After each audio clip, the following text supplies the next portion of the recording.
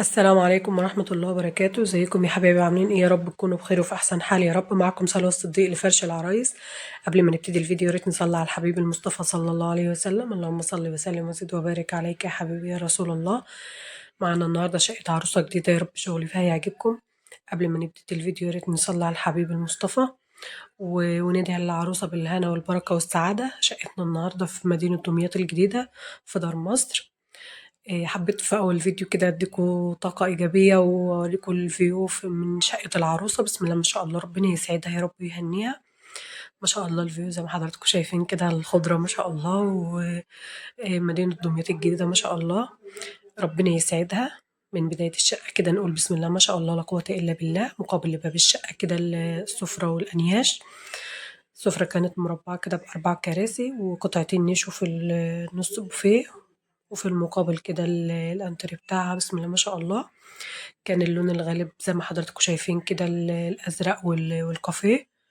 اللهم بارك. ماتشنج في الانتريه وفي كراسي السفرة، والستاير بقى والسجاد واخدين من نفس اللون. بسم الله ما شاء الله لا قوة إلا بالله. هنا ترابيزة الشاشة ما شاء الله لا قوة إلا بالله. كانت كنبة كده أزرق وكنبة كافيه، والكرسيين برضو كنبة كرسي أزرق وكرسي كافيه، والسجادة واخدة من نفس الألوان. بسم الله ما شاء الله لا قوة إلا بالله. وهنا السترة دي كانت على البلكونة اللي في الصالة. بسم الله ما شاء الله لا قوة إلا بالله. ربنا يسعدها يا رب ويهنيها. عروستنا النهاردة من محافظة الغربية وجاية دمياط، والعريس برضو من محافظة تانية غير دمياط، من أهلية تقريبا. يعني العريس والعروسة مش من نفس المحافظة، وجايين من محافظة تالتة خالص. ربنا يسعدهم يا رب ويهنيهم ويجعل آه، جمعهم جمع خير يا رب، ويجمع بينهم في الخير وفي السعادة، ويرزقهم الذرية الصالحة اللهم آمين. هنا بقى في الكورنر ده عملت لها الاتنين الباف ده والزرعة في نصهم كده، وحطيت لها السماعات كده جنب دي كانت جزامة بتتسحب كده، جرار. بسم الله ما شاء الله لا قوة إلا بالله. نظرة كده على الريسبشن وأوريكم برضو الجزامة اهي. بسم الله ما شاء الله، اللهم بارك يا رب، اللهم بارك. تعالوا بقى نشوف كده محتويات الأنياش. بسم الله ما شاء الله. هتطلع الشمعدان والطردي وفازة صغيرة كده. هنا بقى النيش الأول عملت لها فيه كاسات كده بالقاعدة السودا دي، وحواليها برضو بعض الكوبايات والكاسات. وهنا عملت لها طقم الكاسات السيلفر ده، ومع كاسات ملونة كده على الجنبين. بسم الله ما شاء الله. هنا عملت لها جزء من الطقم الأكروبايركس بتاعها، ومن تحت بقى عملت لها الطقم الأكروبال في الرف، واللي بعده أكروبايركس، واللي تحت خالص بقى الأكروبال. بسم الله ما شاء الله. عملت لها الترمس بتاعها كده مع الطقم. ما شاء الله لا قوة إلا بالله. ربنا يسعدها يا رب يهنيها اللهم آمين. هنا الطرة بتاعت كتب الكتاب. ما شاء الله. عملت لها باقي الطقم الأكروبال هنا، وعملت لها من تحت خالص شنطة السكاكين والمعالق. ما شاء الله. هنا بقى كان في النص أدراج وزعت لها كده معالق وصواني تقديم زيادة، ومن تحت بقى كوبايات. وهنا باقي أطباق الأكروبايركس عشان متقلش على الأرفف. وهنا برضو كوبايات كده شاي وقهوة زيادة على المطبخ. هنا بقى الطقم الصيني. بسم الله ما شاء الله، كان طقم كامل اللهم بارك. حطيت لها التلات شمعدانات كده زي ما حضراتكم شايفين. تعالوا نشوف القطعة التانية. ما شاء الله لا قوة إلا بالله. عملت لها طقم بقاعدة سودا برضو مقابل الطقم التاني، وعملت لها هنا طقم قارورة كده. بسم الله ما شاء الله لا قوة إلا بالله. وعملت لها بقى هنا الكاسات دي الجولد، في النص كاسات كريستال. وزعت بقى الطقم الصيني. بسم الله ما شاء الله لا قوة إلا بالله. كان طقم كبير اللهم بارك.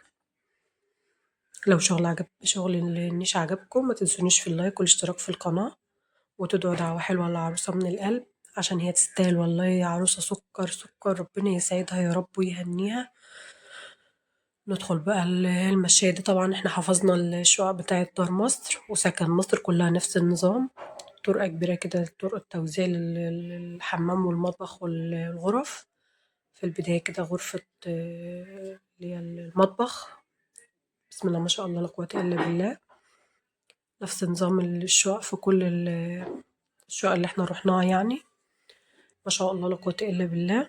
دخلت المطبخ كده التلاجة في المقابل.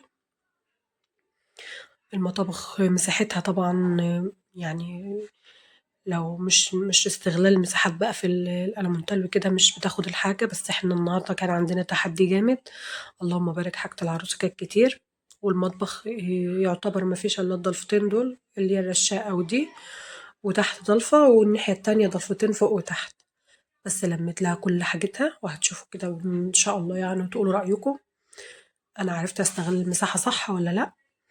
أنا عملت لها طقم التوابل وأطقم التوزيع الستيل والسيليكون، وحطيت لها الفرن بتاعها كده جنب التلاجة، وحطيت فوق كده صواني تقديم، وطقم الشوربة اللي على حامل ده في جنب زي ما حضراتكم شايفين كده بسم الله ما شاء الله لا قوة إلا بالله. وعملت لها الكوفي كورنر على الرخامة التانية. هنا كانت التلاجة بتاعتها كانت يونيون اير، عملت لها الكولمن بتاع المية كده فوق التلاجة مؤقتا. تعالوا نشوف الضلفة الوحيدة بقى اللي كانت في الناحية دي، حطيت لها صواني البايركس في جنب كده وطقم السمك في الخلفية كده ورا، وعملت لها بقى طقم أطقم بقى كوبايات وطقم خشاف وشفشق مية إزاز، ومن تحت بقى الأجهزة كلها وحاجة الرحلات 3 ترمس، وهنا 2 خلاط والكبة ومضرب البيض وكبة يدوي. بسم الله ما شاء الله لا قوة إلا بالله. جمعت لها كانت هي ضلفة واحدة بس كبيرة اللهم بارك زي ما حضراتكم شايفين. هنا عملت لها بقى الضلفة دي كل الحلل بتاعتها والصواني الجرانيت وكده وبعض الألمونيوم، عملت لها من جوه طقم سيراميك وجنبه جرانيت، وكان ده طقم جرانيت تاني وطقم تيفال، والمقالي بقى كلها جمعتها كده بسم الله ما شاء الله.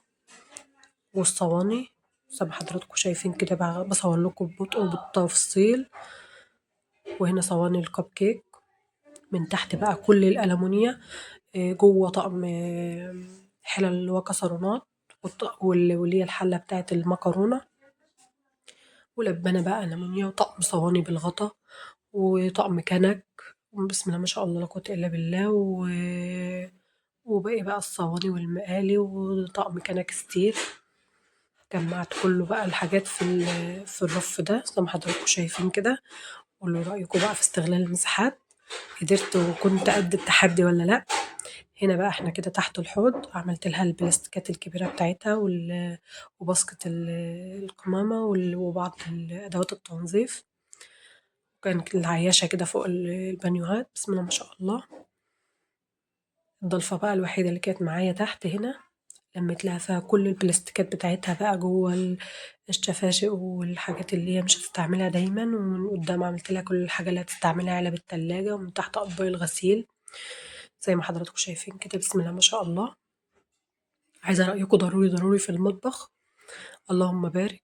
عملت لها هنا بقى كانت جايبة المنظم ده ما كانش مقاس الدرج، عملته كالعادة بقى، حطيت تحت وفوق زي ما حضراتكم شايفين كده، حطيت لها المعالق وحاجتها كل حاجتها استعملها جنب ايديها. عملت لها الدرج اللي بعده برضو الحاجات الحادة كل السكاكين بتاعتها والمقصات ما شاء الله لا قوة إلا بالله. من تحت بقى عملت لها حاجة الحلويات والمقاور والحاجات دي ما شاء الله لا قوة إلا بالله. ربنا يسعدها ويهنيها. عملت لها بقى الكوفي كورنر بتاعها كده في المدخل، طقم المشروبات والمجات والكاتل والصواني اللهم بارك. تعال نشوف بقى الطلفة الوحيدة برضو اللي هي الكبيرة اللي أخدت كل حاجتها، اللهم بارك. عملت لها 3 أطقم ميلامين ده طقم، وده التاني الأبيض في السود ده وده التالت أطباق، جمعتهم لها كلهم في الرف ده، وحطيت كمان معاهم بعض الكوبايات زي ما حضراتكم شايفين كده. ومن تحت بقى عملت لها كل كاساتها بقى تقديم الضيوف وصواني من ورا في الخلفية، وطقم شربات وطقم جيلي ما شاء الله لا قوة إلا بالله زي ما حضراتكم شايفين كده. الضلفة أخدت كمية كبيرة وشكلها منظم وشكلها حلو. هنا بقى قرف ديكورية حاطط لها برضو استعمالها كده تحت ايدها علشان ما تنكش في الضلفة التانية. وهنا عملت لها بقى في الرشاقة طقم العشاء بتاعها، وعملت لها طقم شاي ومية وطقم كاسات لتقديم الضيوف، حاجتها برضو تحت ايديها بسم الله ما شاء الله لا قوة إلا بالله. ربنا يسعدها وتدوب حاجتها في الهنا والبركة والسعادة يا رب. المشاية بتاعت الطرقة كده كانت باللون برضو الأزرق، واخدة من روح الشقة ومن روح السجاد والستاير اللي بره. تعالوا نشوف بقى أول غرفة معانا. بسم الله ما شاء الله. الغرفة دي كانت فيها سرير ضيوف، كانت السجادة بتاعتها كبيرة كده بسم الله ما شاء الله، كان بس فيها السرير والتسريحة بس، بقى عملناها بقى زي ما حضرتك هتشوفوا دلوقتي، يعني تعتبر أوضة للخزي، فيها بقى كل حاجتها اللي هي الزيادة عليها. ما تتخضوش من المنظر، هي مرتبة بس علشان نجمعها كلها في جنب واحد. المكنسة بقى والدفاية، أطقم توابل زيادة، الديفريزر بتاعها وغسالة زيادة، ثبت شنطة السوق والحاف زيادة وبطاطين زيادة كده. عملت لها بقى في الجزء ده كده الرايق اللي جنب السرير ده، ورايا الستارة الجميلة دي بسم الله ما شاء الله، حطيت لها الزرعة دي لايقة مع الستارة، وفرشت لها السجادة كده والمصحف بالحامل، وعملت لها ركن صلاة بسم الله ما شاء الله لا قوة إلا بالله. يا رب تبدأ حياتها بالبركة والهنا والسعادة ويصلح حالها ويسعدها يا رب. هي عروسة قمر، ربنا يسعدها ويصلح حالها، وعريسها ذوق جدا، ربنا يبارك لهم في حياتهم يا رب، اللهم آمين. اللهم آمين. بسم الله ما شاء الله لا قوة إلا بالله. زي ما حضراتكم شايفين كده، ادعوا لها يا جماعة، هي تستاهل الدعاء والله. ربنا يسعدها يا رب ويصلح حالها. وعملت معايا موقف جميل جدا، عملت لي ريفيو جميل جدا على الجروبات بتاعة دمياط. بسم الله ما شاء الله، ربنا يسعدها يا رب ويهنيها وما تحرمش منك ابدا يا حبيبة قلبي، كلك ذوق والله. حطيت لها الزرعة البسيطة دي على التسريحة هنا كده. غرفة الضيوف خلصت معانا. تعالوا نشوف بقى بسم الله ما شاء الله لا قوة إلا بالله. هنا الحمام، كان فيه الكابينة والغسالة بتاعتها دي، الحوض بقى والتويلت وكده، وفرشت لها الطقم الحمام بتاعها كده زي ما حضراتكم شايفين. كان في اللي هو الركنة بتاعة الحمام دي كانت لسه هتتعلق زي ما حضراتكم شفتوا كده، يا ربنا يسعدها يا رب. تعالوا نشوف بقى غرفة الأطفال مع بعض.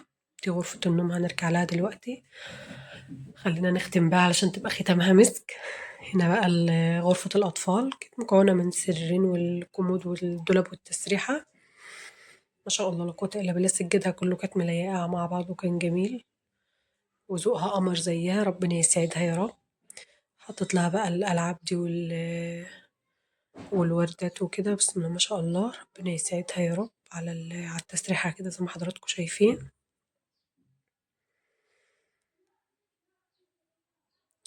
ربنا يرزقها فيها الذرية الصالحة اللهم آمين. التلاجات برضو بتاعت الغرف كانت جميلة ما شاء الله لا قوة إلا بالله.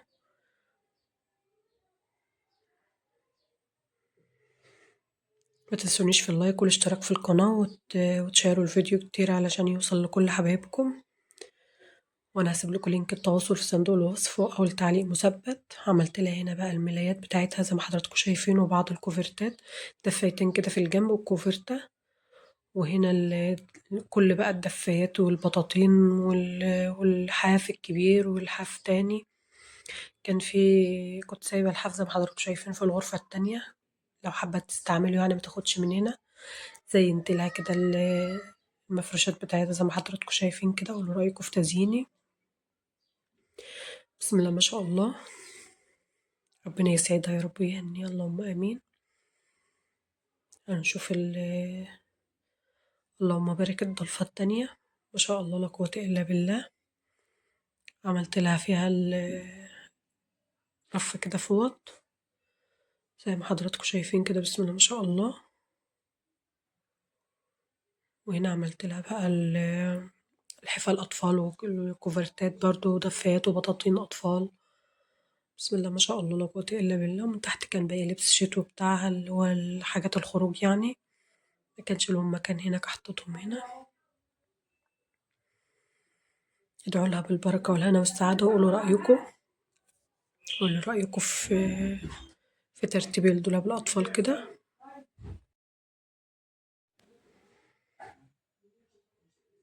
ما شاء الله لا قوة إلا بالله، ربنا يسعدها يا رب ويهنيها اللهم آمين. نخرج كده نروح على غرفة النوم بقى. بسم الله ما شاء الله لا قوة إلا بالله. نفس برضو نظام الغرف وترتيب الغرفة مش هينفع إلا كده في كل الشقق، يعني الدولاب في المقابل كده والسرير في الظهر. هو نظام الغرفة كده مش هيمشي برضه إلا كده، بسم الله ما شاء الله لا قوة إلا بالله. برضه دليتها كانت جميلة أوي وكانت لايقة مع الغرفة جدًا ما شاء الله. ما كانتش حابة بقى لا بجع ولا وِز ولا كلام من ده، معظم العرايس ما بتحبش الحاجات دي. التسريحة بتاعتها كده بسم الله ما شاء الله رايقة وعسل زيها، ربنا يسعدها يا رب. ما شاء الله لا قوة إلا بالله. وزعت لها الميك اب والبرفانات كده زي ما حضراتكم شايفين. إيه رأيكم بقى في التسريحة؟ ما شاء الله لا قوة إلا بالله، ربنا يسعدها يا رب. وباقي حاجتها برضه في الأدراج زي ما حضراتكم متعودين. الأهم فالأهم. ما شاء الله. وزعت لها هنا التوك بتاعتها وبعض الإكسسوارات. ما شاء الله لا قوة إلا بالله. كانت الشاشة كده مقابل السرير والكرسي حطيته في الزاوية كده زي ما حضراتكم شايفين. وهنا بقى السرير حطيت لها بس عليه المصحف ومنديل كاتب الكتاب والأقلام عشان يفتكروا كده أول ما يدخلوا.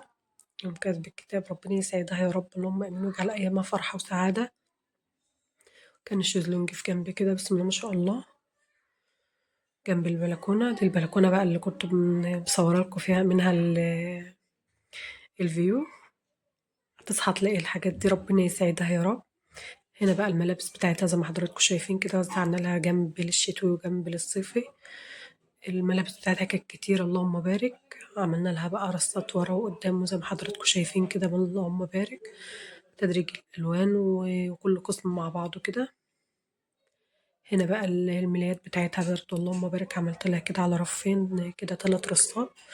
وفي جنب كده الفوط اللي هي استعملها بقى جنب ايديها. وهنا بقى اللبس الخروج بتاعها. ما شاء الله لا قوة إلا بالله. نظرة كده على الغرفة اللهم بارك. ربنا يسعدها يا رب ويهنيها. هسيب لكم اللينك التواصل في صندوق الوصف أو التعليق مثبت، وهسيب لكم الرقم على الشاشة. أي استفسار أنا تحت أمركم.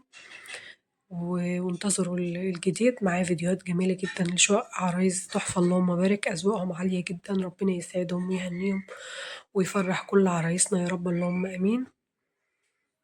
ربنا يسعدك يا حبيبة قلبي. ربنا يسعدك ويهنيك. انت ذوق وقمر وتستاهلي كل خير والله. سايبالي انطباع جميل جدا وحباها جدا وبفتكرها بكل خير. ومامتها ربنا يديها الصحة يا رب ويشفيها اللهم آمين. ربنا يسعدهم يا رب. وعريسها عسل عسل عسل، ربنا يسعده يا رب. ربنا يسعده ويهنيه ويكبر خاطره. زي ما جابر خاطري كفاية الكلمة الحلوة أكتر من أي حاجة. ربنا يسعدهم يا رب ويهنيهم. بسم الله ما شاء الله. وشقتهم كانت عسل وقرفتهم كانت عسل وحاجاتهم خلصت بسرعة وكانت خفيفة على قلبي جدا والله العظيم. لو عجبكم بقى شغل في شقة عروستنا النهاردة، شقة عروسة الغربية اللي جاية لنا دمياط ونورتنا وشرفتنا، قولوا رأيكم في الكومنتات وادعوا للعروسة كتير في الكومنتات. وما تنسوش الصلاة على الحبيب المصطفى كتير في الكومنتات. وزي ما بدأتها معاكم بالفيو هنهيها معاكم برضو بالفيو مع الغروب كده زي ما حضراتكم شايفين. الفيديو النهاردة كله طاقة إيجابية زي ما أنا كنت شايفة في الشقة، حبيت أوريكم. وأشوفكم إن شاء الله في فيديو جديد وشقة عروسة جديدة. يا رب شغلي يكون عجبكم، والسلام عليكم ورحمة الله وبركاته.